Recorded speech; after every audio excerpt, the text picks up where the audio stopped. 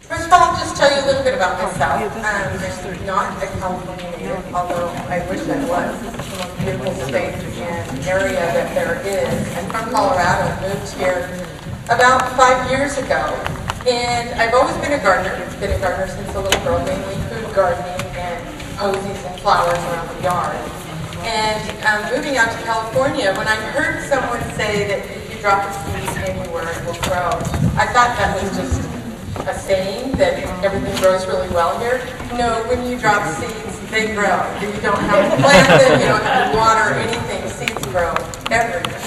So I started gardening and realized the knowledge that I had was very non-applicable here in California because you garden by a whole different set of standards and you get to garden all 12 months of the year. So in searching for knowledge, I found the Master Gardening Program, which is wonderful because what they've trained me is how to garden here in Sonoma County. So I'm not an expert gardener. I can't tell you what to garden in Texas or anywhere else, but if you ask me about what grows here in Sonoma County and what to do in your clay soil out in the valley or with your gophers in Sebastopol, I can answer those questions because I've been trained specifically for Sonoma County. And with that, I started planting. And then my first year garden was so-so, and I thought, I think what I need is some bees to make my garden grow. And little did I know, I'm going to educate, I'm a learner, so I have to educate myself a whole lot on a subject before I pass it. So I started learning about bees, and quickly was referred to joining the Sonoma County Beekeepers Association because that's where all beekeepers hang out here. And they do. So I actually had a really fast education in bees and beekeeping. I got to mentor with a commercial beekeeper who put me through 20 boxes in a day, and I finished up all I needed to be initiated into beekeeping. And when I got the bees to help pollinate my garden, what I quickly found out when I got the bees is that I needed to plant my bees as well.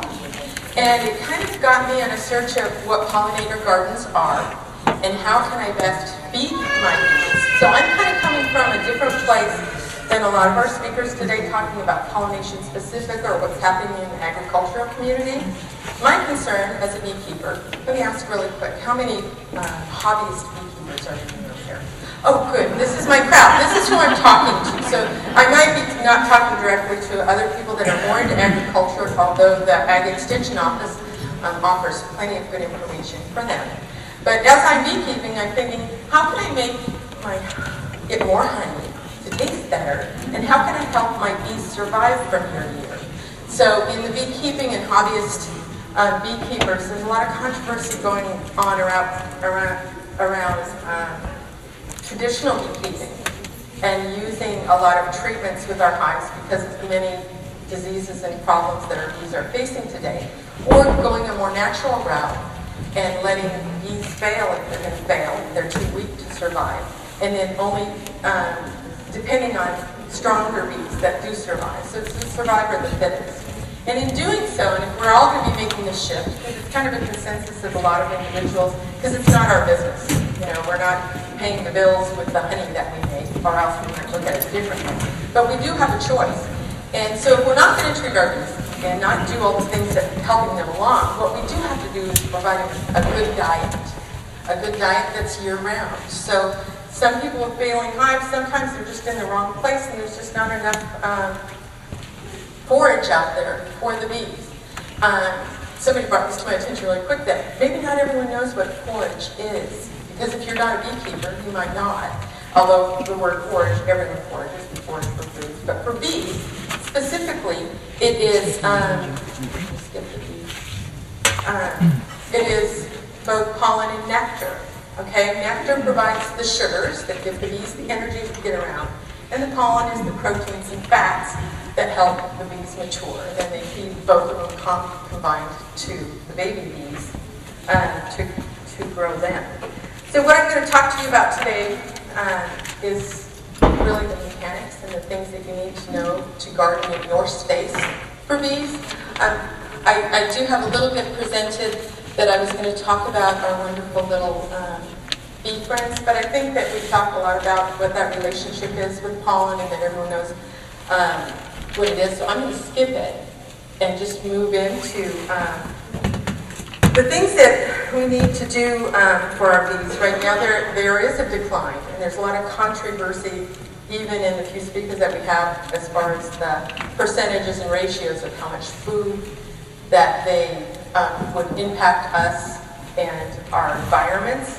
But there really is no question as far as what the impact will be. So we might not know the exact numbers of what's going on with the bees, but we do know without our bees, we won't have a lot of foods that we need to eat, or the beautiful visuals that we get to, that I came to California and I just, every day I'm blessed. I look out my door and I think, the people that are from here don't know what they have here. I wish that they could go somewhere else and come back, because it's just gorgeous here.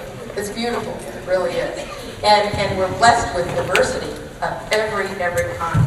So as the slide shows, this isn't totally current, it only goes to 2007. But and this comes from the USDA, so we're talking about the commercial beekeepers and the honeybees. So this is the decline of that, but it's reflective in most of the studies. You see the same type of thing.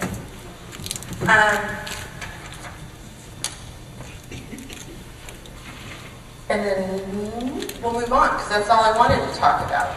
Now we're going to talk about, now this is my favorite section, we're going to talk about planting bee forage. What do they need? What are they looking for? And this is one of the slides. I love to use this. I do talk to kids, like kindergartners and first graders, so if I do this and say, Cheryl, talk to adults to me, I do talk to kids, and this is one of my favorite slides. So we've got a 40-second clip of a poppy, and I have poppies in the springtime all over the place. Count how many bees you see in this short time. Oops.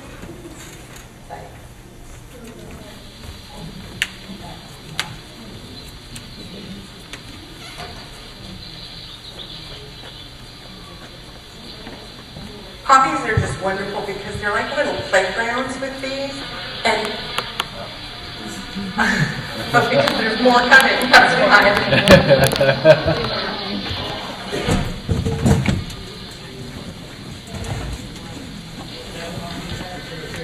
These are red poppies, and I have some seeds over here on the table, so if you don't have red poppies, you need to get some of your beekeepers.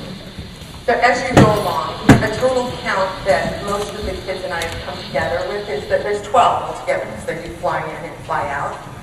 And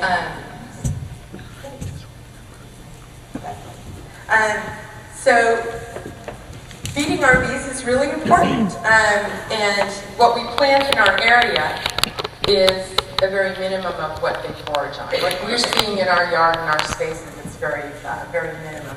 You know that a bee will go as far as 6 miles from its home to forage and find food that it needs. One hive takes approximately an acre to feed it. So if you have several hives on your property or in your yard, and you have a small lot that's 250 by 200 yards, you know your bees aren't eating at your house. They're going out and they're out in nature and they're looking for forage everywhere. So considerations when you're planting forage and thinking about it, the very first thing that you have to do is take an assessment as to what's in your area right now.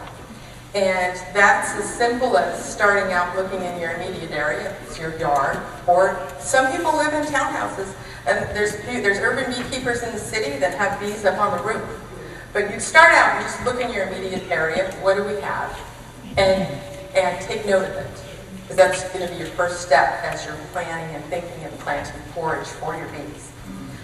And then also notice, is there enough diversity, or am I in the middle of vineyards on all sides? And it's really pretty because I'm in these rolling hills of vineyards, but there's only some eucalyptus over there and my yard here. So in looking at this area that the bees are going to be foraging from, you need to kind of get in your notes and you're thinking about, what are my bees eating? What is my honey going to taste like? Are they going to get enough? And your very first thing is really an assessment of your area. Find out if there are vineyards in your area. Are they spraying? And what are they spraying? And do they know that you're keeping bees nearby? Another thing is there agriculture nearby? Are there farms? I'm really fortunate when I moved into Blue Valley. I have a real nice water source right down the hill is the creek. In fact, most of my swarms, I notice when they take out boxes, that's where they go. They head down the hill to the creek. And then we have a ton of different types of trees and flowering trees, and then we have apple orchards. And right across the road from me is an organic farm. So I was really lucky. So when I started to do my assessment as far as what I have, I've got apple orchards, I've got an organic farm here, I have those beautiful wine vineyards on the other side, but I don't care about them. I only care if they're spraying or not, because that will affect me. So your very first thing is assess the area that you're in before you start thinking of what am I going to do and how am I going to plant these things. Because bees, of course, like a diversity. So the same bees won't survive in a monoculture, we know that. They need to have diversity. So in thinking and planning, you want to think of diversity. The best way for bees to pollinate is putting things in clumps of planting or drifts. So you wouldn't want to have a real nice garden. And some of the wildflowers are wonderful. When you look at the wildflower spreads that go through, you know, the different agricultural spots that we saw earlier, those are great. But all of one thing is what's going to attract your bees to it, and then they don't have to flutter from here to there to get their nectar and pollen. They can all zoom into one source. So planting in drifts and having big groupings of your plants together is important. This is a wonderful thing that a lot of gardeners have a hard time with, and other individuals that hire gardeners, is that weeds are okay. Weeds are actually good, and there's many of our weeds that are excellent forage for bees. Dandelions are coming up right now. Don't pick them, let the bees have them. And if anything, let the bees have them and then pinch them off when you're done. But there's a lot of different kinds of weeds. My most favorite honey, and one of the best honeys I think is out there, is star thistle honey. Well, star thistle is a weed that needs to be eradicated out of our state, but it makes really good honey.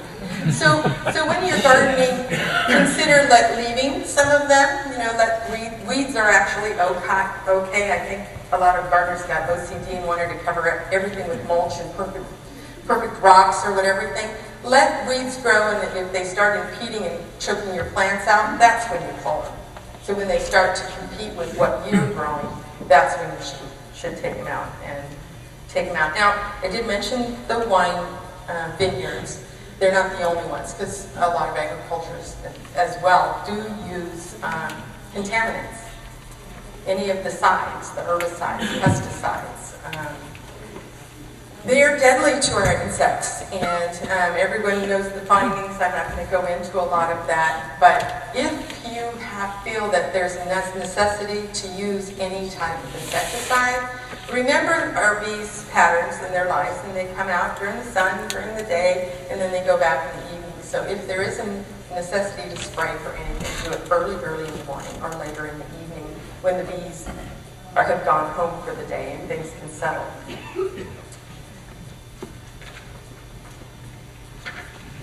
Oh, yes. Now we're talking about star thistle honey. A lot of people are actually interested. What if I do plant like a whole acre full of lavender? Am I going to get lavender tasting honey? And you will. So what you plant will come out in flavor of your honey. I got this book, Honey Plants of North America by John Lovell, 1926. This is a very dated book. But the information in it is absolutely fabulous, and they go through all the honey plants of North America. So mind you, it is dated, but what I really liked about it is that it talks about its relationship with the bee. And it even gives some flavorings of what the honey tastes like of the plants. It's not in every description, but it is. This is the kind of book you have to order. You won't find this at the library. But it is a wonderful resource if you're looking to plant things to flavor your honey you actually want. Now, with that said, an acre is hardly enough. Blackberry season here in Sonoma County, pretty much everybody's tasted blackberry honey, and if you're a beekeeper, you get blackberry honey because the blossoms come and the bees will ignore everything else. It's blackberry time, and they'll all go to the blackberry. So we don't have to plant blackberry, anybody. Your bees will find it, and there's enough of it in Sonoma County to give us all a taste of blackberry honey. But this is a great resource book if you are interested in the flavoring, and it also gives, like a couple of the other references that I have, whether the plants are a good pollen plant or if it's a good nectar plant. And so there's both, and it gives the bloom times as well. So another factor that I kind of skipped over, which is really important, is, and what my talk is about, is plant for bees. I hope you kind of got it. Plant for, like 4 seasons. That's what I did, plant for bees. It's important to create forage for our bees all year round. So you don't want to beef up in the summertime when it's kind of norm for most gardeners is to throw all your plants in, and I'm an annual gardener. I love annual plants and every year, but I like to be in the dirt. There's other type of gardeners that want to put a perennial in and not bother with it for 10 years or have the gardener deal with it, and that's okay too. But don't think of planting in our seasons as just springtime right now when we get out and start putting things in. We want to think about it for the whole year. We're going all year round. And all of this can be done on all scales. So there's great gardeners and Blue Moon Backyards a couple years ago. I don't know if you're all familiar with Master Gardeners Blue Moon Backyards. It's our biennial fundraiser. But 2 seasons ago, they had a woman in Petaluma that had a townhouse. And you would believe all the plants she had in this itsy-bitsy space. She had a tiny little deck, and she had created vertical gardening up and down the walls, and she had plants, and she had a nice little Japanese area and everything, and it was all in like 15 by 15 foot space. So you can plant forage for bees in small spaces as well as big spaces. And you don't have to be a beekeeper to plant forage either. The crisis of bees in decline right now is in the forefront of news, and people are aware of it. We're doing a lot of education with kids and children about it, so I think people are very, very aware. And just wanting to plant, instead of planting something that doesn't feed the bees, you can find a plant equal of size, color, and everything else that will feed the bees. So sometimes it just becomes a personal selection and choice that I just want to help our environment feed things more, so that's why we make those choices. So here's just an idea of something of small gardening that you can do, all the way up to creating some beautiful habitat. Now, how do we make all this happen? How do you get started in planting forage? If it was like me, before I did Master Gardeners, I'm just random. I love plants. I'm a propagator. I didn't even know that that's what I was. But I like to collect plants. And if I'm at a friend's house or in a garden, or I'm wildcrafting out in the woods, and wildcrafting is taking things from nature and bringing them home. I collect seeds everywhere I go. I pinch off little pieces of plants everywhere I go. And I have a couple greenhouses that are filled with plants, and I don't know the names of a lot of them. Fortunately, when you are assessing your area, so when you're looking around your area to say, oh great, there are blooms, things, and that's what Cheryl said to do, but what is that? I don't even know what kind of tree that is. Plant identification, this book is awesome. This is the last edition. There's a new edition. It's the Western Garden book. It's filled with all pictures. You start from flowers, annuals, bushes, trees, every kind of plant, where it grows, what kind of soil it needs, everything you need to know. So when you're doing plant ID, this is helpful. There's also a lot of really good apps if you're an iPhone user or a mobile device. They haven't come up with a device that you can take a picture and say, what is this, and it answers yet. I'm waiting, because I think that they'll come out with that one, but I have several of them on my phone, and it's actually a quick way to ID plants, and I'll skip through until I find something. So when you're, and a lot of people move onto properties and don't even know what they have. Like, oh, I have this really nice tree, and it lets some of leaves down, but I don't know what it is. If you're not into researching like this, go take a cutting of it. The best cuttings are a piece with leaves and a flower, and you can bring it into the Master Gardener desk at the UCC Extension Office out off of Airport Boulevard in Santa Rosa. And that's what we do there as Master Gardeners. We'll take insect samples and plant samples, and we'll help you identify them. And then if you need to eradicate them, or you just are happy to have it, at least you know. So you can bring those things in. So there's lots of resources for searching those things out. Another interesting thing, because here I am assessing my neighborhood, I already know I have all seasons covered and I have forage going all the time. But farm trails, if you're not really sure what farms or what, not wineries, but farms are in the area, grab the farm trails or go to the farm trails site and you can find out where all the farms are in the area. And more likely than not, within a 6-mile radius, you have a farm near you somewhere. But it's always good, even more so with our bees now, and being attentive to what kind of pesticides they might be bringing back, to know who those gardens are, where they are, and if you can go say hello, see if they are spraying or anything, and let them know that you're keeping bees within a radius that what they're doing might affect. Same thing with the vineyards. It can't hurt to ask. They might just foo-foo you off and they don't care about your bees, but they might be some conscious, and if they know that you're joining their property and that you're a beekeeper, maybe they don't spray that side, or they warn you ahead of time. But it is good to let the agriculture people around you know that you do have bees, and they'll be appreciative if they're growing things that your bees are pollinating. So, the very first thing that you do when Excuse you start... me, Cheryl, a quick question over back here on your left. I wonder what you would do if you had that dialogue with a farm or vineyard, and they let you know ahead of time that they were going to spray. What actions would you take to protect your bees? Okay, the question was that if you did notify them and they are going to spray and they tell you, what would you do as a beekeeper? Now, I'm a fairly new beekeeper. I've only been keeping bees for 4 years.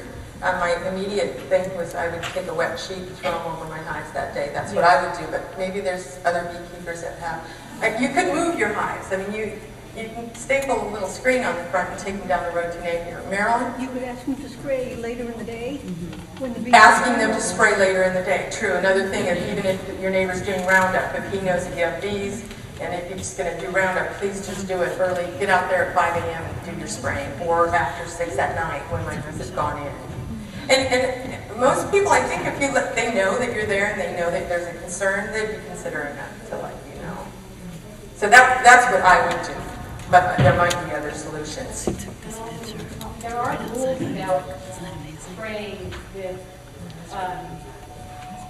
pollinators in line, and you could explore what those rules are with the Ag Commissioner's office, and they will let you know, because they're not supposed to be spraying in the middle of the day if there's something that will harm the pollinators. Okay, so what Janet said was that there are rules and regs through our agriculture department of when they can spray because of pollinators. So if you see them spraying in the middle of the day, I would call the ag department then. Yeah, because they have to actually let them know when they're going to spray. And what time it is. So first thing I do or want to recommend if you're going to start planting for pollinators or planting for your bees, and you want to assure that there's year-round bloom, that there's something for my bees in my yard or within this radius. Because if I'm going around and I see the eucalyptus up there on the hill, I know that my bees are covered through the winter, not all winter long, but that's a good source. So, but autumn, I don't have anything, and I'm looking around my neighborhood and I don't have anything. I need things that are blooming like October, November, December. What am I going to do? But the first thing to do, and it's not an easy process, it's not really fast. For some people it might be more, because some people are very studious and they want to get out and make all the note-taking. To me, it's observation. Something that I've learned since I've become a beekeeper is I've become much more observant with everything. Because build it and they will come, and they do. But the first thing to do is get a calendar. And just start on your calendar and start in January and notice what's blooming and find out what those are and write them down. If you plant anything, write it on your calendar as to when you put it in and where you put it. And I'm not talking about intensive garden journaling, but this calendar will be really beneficial to you next year when some plants have survived, some haven't. What am I doing? And where you can stick what month you need to have bloom happening for your bees. So the first thing to do is to get a calendar and assess your neighborhood. And then the next thing is to get inspiration. And maybe some of you are already inspired and just planting anything for your bees is all you need. Like I said, I like to learn everything about everything. So one of my first visits was to the Melissa Gardens, because that's where the bees forage. And I was just taken back. If you ever go there, if you go with somebody, separate from them immediately, and you'll find a quiet space, because the vibrations of all the insects, and we're not just talking honeybees, we're talking all the pollinators, because they're all there. It's actually calming. It takes you to another place, and takes you to be quiet and look around. The Melissa Gardens, Quarry Hill. Pardon me? Oh, the Melissa Gardens. Kate Fry, is she still here? She's the designer. And it's here in Sonoma County. It's oh, there you go. They have a website. It's a bee sanctuary, or it's the pollinator garden bee sanctuary. Quarry Hills. I could name gardens all day here in Sonoma County. There are so many, as well as several of the vineyards that are now gardening both biodynamically and organically are now implementing keeping bees on their property and planting wildflower and forage in between the rows. So things are converting, and people are starting to pay more attention to those things. So you can go around and get inspiration. Maybe it's your neighbor's yard, or maybe you don't need any at all. You might be a planter like me that, although I'm an artist, I don't sculpt and plant purple and green and all this. I collect plants and I put them in the ground wherever they fit. So my landscape is very up and down, and perennials and annuals, and my perennials start coming up and there's spaces in between, so I stick all my annuals in between those. So I kind of have but I have a lot of space. I have 2 acres that I can go out and put stuff in and plant it. So you're successfully inspired, and if it's nothing more than grabbing one of these plants and going and sticking it in your yard, then you've done your part, I think. You've assessed your area, you know what's in there, so next is your budget. What can I spend? If you're fortunate and you actually have a budget, or you budget year to year what you're going to put into your landscaping, there's lots of different ways. You can hire a gardener to put it all in for you, and you just do the research and tell them what you want. That's one end. And then the other end is me, and I don't have any resources, not a whole lot. I quit working a couple years ago, and if I want something, I have to go work and make money to get it. Otherwise, my husband takes care of everything else. So if I want to get 10 yards of compost, I got to go get a job. Thank you, Jen. To buy my compost. And so budgeting is a big deal. But know that on 2 acres, I went from grassland to having at least, I would say, a little more than a quarter acre built out already, and it's all bee forage. And I've done this by my little wildcrafting, going around the woods, saying, oh, there's a pretty flower garden, seed heads. I collect seeds, and I want to tell you about the seed bank in Sebastopol, if you don't know about it. I have a resource list that's over here. At the end of that table is all my stuff, so you can go get stuff.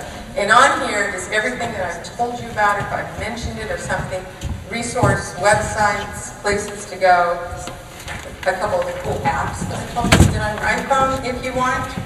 And I didn't want to get too far out. I was talking about budgeting space, and then I'm a seed collector, and I have seeds for free over there. I have several bee forage plants over there that I've separated. But also, if you want free seeds, the seed bank is free for everybody. You don't have to be a member. You don't pay a membership when you go in. You can go early and learn how to separate seeds, but you can also just go in and take seeds, both for vegetables and fruits and plants and everything. Another great resource in early February or mid-February is the Scion Exchange, which used to be held here, but has now since moved to Santa Rosa. And the Scion Exchange is put on by the Rare Fruit Growers Association and the Redwood chapter here. And you walk in, and this room used to not have a wall, but we'd have tables, several rows, and every single row is filled with rare fruit and fruit cuttings from different plants and grapes, and lots of different plants kind of along the end, so you've got to get there early. But people, gardeners, just bring their stuff in. Now, most of it's for grafting, but many of these scions can be used as cuttings to start new plants. Like I said, I'm a plant propagator. More than half of the plants that are out there, you can cut the twig off of it, strip some branches, and stick it in dirt. There's there's a little bit more to it than that, and it'll start a new plant. So as a cheapy gardener for me, I go over to Emerissa Gardens, and I get a plant that's maybe a little bit bigger than this verbena, and say, oh look, 1, 2, 3, 4, 5, 6. I just got 7 plants off of this little 4-inch pot. And it takes time. So it doesn't happen tomorrow, and next year my garden's not going to be full of verbena, but the year after that it will be. So there's different ways to budget your money if you're a gardener and you want to propagate a lot and do so fast. Okay. No rush. Okay. So we've talked a lot about, with all the speakers, about all the many different kinds of plants. When you think of bees and foraging, a lot of us think flowers, and oh, I need to plant flowers, and oh, aren't those poppies pretty? I want to feel the poppies. Think of planting for bees all types of plants, trees, shrubs, bushes, ground cover, your wonderful weeds. And when you're looking at building your bee forage, create landscape of many heights, up and down. Give your bees some protection. If you have a nice field full of poppies, that's wonderful. But if you know bees and you know blue jays, they'll just be up here. You'll have a circus going on and swooping and eating all of your bees. So create multiple layers and areas for them to go in and out of. And, I do want to talk about, let's see, when do I plant things? If I'm gardening year-round, does that mean I'm planting every single month? No, just because seeds and plants don't grow throughout the winter and cold and freezing season, which we do have here. We plant a lot of things in the winter, and we do our pruning in the winter, and that actually came through historically farmers and agriculture people because the wintertime was a slow period during farming and gardening. That's when some of these year-round agricultural terms shifted into the winter. And by actually, instead of pruning in the winter, let spring come. Let all your buds come out. Let your bees come and get it, and then prune. So it's summer pruning. It's a different type of pruning. It's not something new. It's been around since before they started winter pruning. We just kind of shifted everything, and that's been general gardening knowledge. Is that when you do it? You can shift it and do it in the summertime, but it's also, we're all really busy in the summertime, so you want to give yourself another job in the summertime. I want to talk about, really quick, I'm going to go through these really fast. These are just from my garden, and I want to show you these. For a couple of reasons. These plants in particular grow well in festival. But more than any of these, and a lot of people have them, orange is one of my favorite. As you look at these pictures, I'm not a photographer, but I told you about how I'm observing so much more now. I planted all these plants thinking I'm just feeding my bees, and I saw my first twig walker, is that what you're called? Yes. I've never seen. I mean, I see bugs in my garden I've never seen before. I've just seen in books. So when you plant, it's kind of silly to put all this stuff out there and not actually see what you're doing it for. Because when you get out there, I just sit and watch and get some of the most wonderful photographs. This is my iPhone. These are all iPhone photos too. So,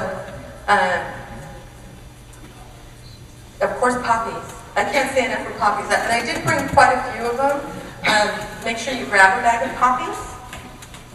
Sunflowers, we all know about sunflowers and their wonderful pollen for our bees. All of these are taken with an iPhone. Isn't that crazy? So I think I'm an artist now too. Because observing. Now, let me talk about this. Artichokes. Isn't this a nice plant? And we're all excited. We're going to leave the convention and we're all going to go down to Harmony or go to some nursery and get some plants that we haven't already gotten back here. And we're going to go home and plant these. And, this looks good here, this looks good here. No, don't do that. I want you to look up and see what happens to this artichoke. This artichoke, in some places, will be 3 foot, 4 foot round and this high. So when you're gardening, look at the tags, see how big they grow. And it might seem sparse right now, but we're planting in March and everything, but I guarantee you by June, everything's going to be growing into each other and around each other as well. So space is important. Now, I'm going to zoom through these. Tansy again masterful. I got one pack of seeds. I should be digging it up and giving it to people. In fact, if you want tansy, just come over to our house. It's all over. In fact, it's got to be stronger than the grass because it's coming up through the grass. Hopefully, it'll kill a lot of that grass that I've been trying to convert. And one of our favorites, oregano, is a wonderful one. So grow some oregano for yourself and then let the rest flower for the bees. So a lot of people that grow oreganos in little pots, they never really know what happens to it when it starts to flower, and you get these long, tall flower shoots that come up, and the bees are just covering oregano. Oregano is one of the best bee plants there is. And then the buddleia is nice. It attracts more insects than the butterfly, than the bees. But they're my favorite bushes. They smell really, really good, so I like them. So I want to talk about two things really quick. We're gardening. Where you're at, Sonoma County means a lot about what you can grow. Okay, not only do we have multiple climates and different climates here in Sonoma County, I'm actually in the marine layer, but there's also the coastal cool and all of those. So a plant that grows well here in Sebastopol might not necessarily grow well in Sonoma. So we have different plants that grow in different areas. And then also the same goes with soil. And to do a soil slide. This is a great website. You don't have to go take a soil sample if you don't want to. That's an expense. It can be $45. Just depends on what you're going to test for in your soil. It's helpful because then you know what to amend your soil for. But this website, I don't have it memorized, but it is right here under your plant resources. And I just downloaded the app for it as well. Yes, the Soil Web app is on there, but I also have the website. All you do is punch in your zip code, and it will give you what your soil is there. And you can go get it tested, but I did red soil loam on mine, and then I tested my soil, and that's what I have. So these studies have already been done for Sonoma, so you're kind of redoing work that's already been done. Although, with all microclimates and all, that doesn't mean that, the person that lived where you were at before didn't amend all the soil, nor that maybe they farmed on it and stripped it all off. There could be a lot of variables in there, so if you're a serious gardener, you'd want to take care of your soil. And if you don't have good soil, the best way to take care of your soil is to compost and grow compost. I'll tell you more about that, but we're running out of time. All of the resources are over on the desk here. I also have one of my favorites that I got a lot of information from is the Sonoma County Gardener's Resource Guide. It comes inside of the Gazette. Well, I brought 2 stacks of the Gazette. I went over there and this just came out. I used this all year long last year. I had it sitting there all wrinkled. This is a brand new copy. This is for this year. But my copy was like this on my desk, and I was thinking, where is that? So go grab a copy. Don't look for this cover. It's the Gazette, and you'll get the whole magazine there. But on the insert, and this is something you'll keep all summer long. It's got every nursery in Sonoma County. It's got great articles about growing things. And one more resource. It's on the resource page. But how do you garden? Somebody had mentioned about natives. On our website, we have Sonoma Superstars, which are the natives. Are they all natives, Cody? They are. Yeah, they're all natives in California. They're not all bee plants, but a lot of them are. So if you grab the list of resources and bee plants to do, and go through the Sonoma Superstars on our Master Garden, you can go through and check which ones that you know are guaranteed. Honestly, and the guaranteed lavender and rosemary, deers don't eat them, and gophers don't eat them, and the bees love them. And they're perennials, so you only have to put them in the ground one time. And that's it. So these are the important things to remember when you step away. To first of all, assess your area, know what you're doing. And then look at the whole year. Is there nectar and pollen available for my bees all year round? If you're trying to get some really delicious honey, focus on plants that are going to give you some more taste. And I totally skipped water. Sorry guys. It's important to water your plants. For annuals, you're going to be watering your annuals all the time. Perennials, once they get started, about 2 years you need to have them on a drip system, but once they're established, you don't have to water them anymore. Watering and bees. Bees like water. They like to drink water, but they don't like it on their head. And they don't want to be drowned. So just like spraying, when you water your gardens, water early in the morning before the bees come out, and water late at night, unless you're going to be hand watering and you're walking around with the hose and getting the roots only. Because a drop of water on your bee's back is deadly. And that's it. Then if you have integrated pest management practices, if you're thinking I have a lot of pests and when your ecosystem is balanced in your yard and you have the right amount of everything, there are no pests. But that's not how we garden and that's not how we live. So there are pests. If you want more solutions for pest control that are non-chemical and pesticides, herbicides, contact the Master Gardener desk. Lots and lots of solutions. And any gardening questions, please, you can either contact me, and you have my email there, it's on the handout sheet. And that's it. Thank you.